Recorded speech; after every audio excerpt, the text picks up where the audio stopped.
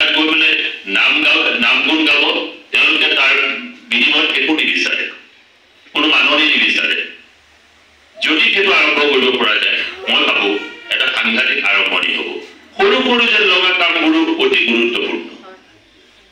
সৰু সৰু যেন লগা কামবিলাকো অতি গুৰুত্বপূৰ্ণ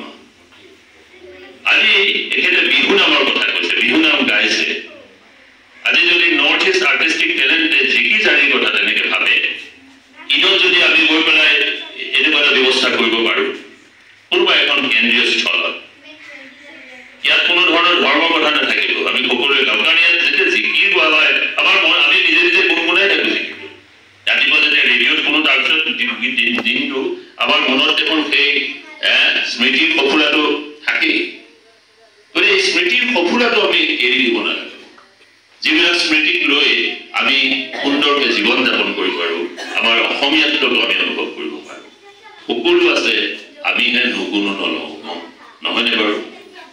গতিকে আজি ইয়াত বহি থাকোঁতে মোৰ পুনৰ সেই একেই উপলব্ধি যিটো উপলব্ধি সদায় হৈ থাকে সেইটো আজি আপোনালোকৰ সৈতে মই ভগাব পাৰিছোঁ এইদৰে আৰু সেইটোৱে ভাল লাগিছে কাৰণ ভিতৰত গুমগুমনিবিলাক থাকে কিন্তু সেইটো হয়তো মোৰ ঘৰৰ মানুহগৰাকীৰ আগত ঘৰৰ ল'ৰা ছোৱালীৰ আগৰ আগত প্ৰকাশ কৰিব পাৰোঁ মোৰ ল'ৰাটো বাহিৰত থাকি সি অহাৰ কথা নাছিলে কিন্তু স্বতঃস্ফূৰ্তভাৱে কৈ দিলে বিহুত যাম সেইটোৱেই হ'ল অসমীয়াত্ব আমি ঠিক নোৱাৰিলে সংজ্ঞা কিয় লাগে অসমীয়াত্ব সেইটো স্বতঃস্ফূৰ্তভাৱে থাকিব যদি মোৰ ঘৰখনৰ পৰিৱেশটো কি হয় কাৰণ কি ঘৰখনৰ পৰিৱেশ পাইছে